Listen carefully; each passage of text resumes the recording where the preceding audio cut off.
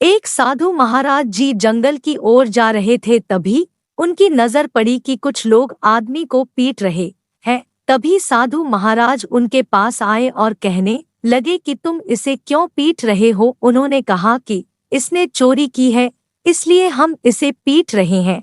यह एक चोर है। साधु महाराज जी ने उन सभी लोगों से कहा कि आपने इसकी बहुत पिटाई कर दी है, अब आप यहाँ से जाइए। साधु महाराज जी चोर को अपने साथ ले गए और उससे बातें करने लगे। साधु महाराज जी ने उससे पूछा कि तुम ऐसा काम क्यों करते हो जिसके कारण सभी को दुख पहुंचता है, और उसकी प्रति किए गए सारे काम का भुगतान भी तुम्हें खुद भोगना पड़ता है। चोर ने कहा कि मैं चोरी इसलिए करता हूँ क्योंकि मुझे और कोई काम आता नहीं है। साधु महाराज जी ने उसकी बात सुनी और कहा कि तुम गलत कह रहे हो। हर इंसान काम को सीख सकता है और आगे बढ़ सकता है।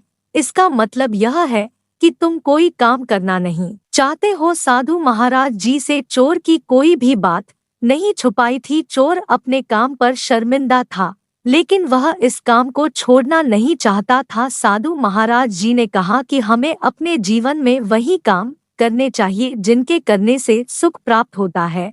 हमें ऐसा कोई भी काम नहीं करना चाहिए जिससे किसी को दुख पहुंचता हो। अब तुम ही बताओ कि तुम कौन सा काम कर रहे हो। तुम दूसरों को हमेशा दुख दे रहे हो, उनके यहाँ पर चोरी करते हो जिससे उन्हें नुकसान होता है और वह दुखी होते हैं। तुम ऐसा काम क्यों करते हो जिससे सभी को दुख पहुंचता है। वह चोर महाराज जी की बात सुन रहा था। वह सोच रहा था कि वह सब सही कह रहे हैं।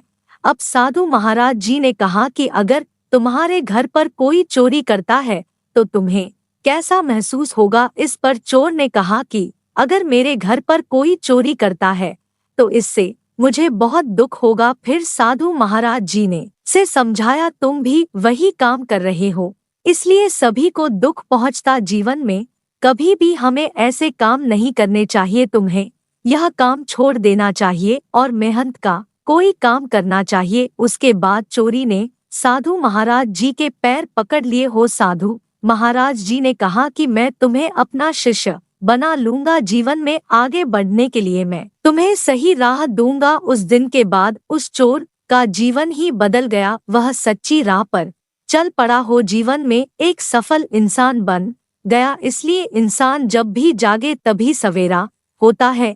इसलिए अपने बुरे कर्मों से तौबा करनी चाहिए और अच्छे काम की ओर ध्यान देना